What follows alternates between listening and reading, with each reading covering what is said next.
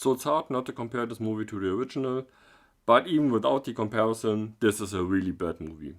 Like, it's quite boring. The first 40 minutes or so are just spent with the girl and the relationship, which I know is a big motivation, but it is not presented as if it would be a big motivation. The actress is also not very good. I've learned later that she is actually a singer, and unfortunately, you see it. Like, she's not good enough to carry the first third of the movie, and she should have been if they want to make the movie like this. And also, Bill Skarsgård is not as good as he can be in this movie. Like, he's also kind of miscast. Like, he looks really out of place. He's like a head or two heads taller than everybody else, so he looks really out of place. And I am tall too, so I understand that. But in a movie, you can cast people that fit together, and he doesn't fit. Also, he tries really, really hard to be edgy, like Jared Leto's Joker, or even better comparison, the Devil May Cry remake that you had once, like where they turned Dante into this emo kid. That is kind of what they did here. It is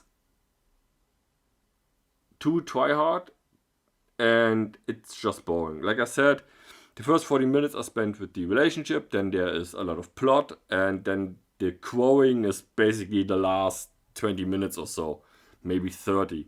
But it's too long, it's too boring, and the action is okay, and the visuals are okay, but overall this is completely unnecessary. The pacing is weird. Most of the casting choices are weird. The bad guys are not really memorable. The story is okay-ish, but in the original, and I wasn't going to compare it, like in the original, you only see the girl in flashbacks or in dreams. So you see the idealized version of the girl through his eyes, which makes sense because if you lose somebody and you remember him as good as you can. The best sides, all is rosy. But here you have this weird moment that you see the girl like in the world, and it doesn't really make sense that he would go to all this trouble. Like, they don't establish her as that special, that amazing, whatever, to him. It doesn't click. So the core of his motivation is kind of missing here, I feel.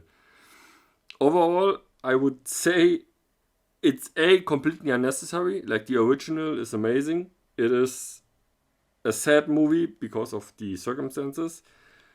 If they would have done like a soft reboot, like they said, hey, this is a different character, but it happens again to him because it can happen again. Like, everybody can be made the Crow, or you could name him something else, to take revenge or whatever. That would have kind of make sense. Like, pay homage to the original. Like, maybe have characters mention that this character or a creature like him existed before.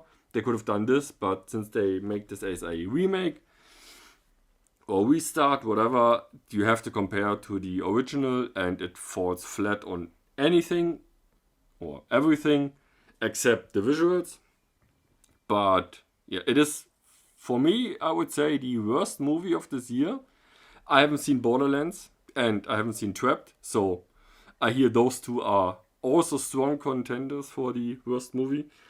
But yeah, this isn't good. You shouldn't waste your money in a cinema, and even if you can watch it on Netflix, don't waste 2 hours of your life. Watch the original. It's much better in every way possible. It's kind of sad. I really like Bill Skarsgård as an actor, but this is a horrible misfire.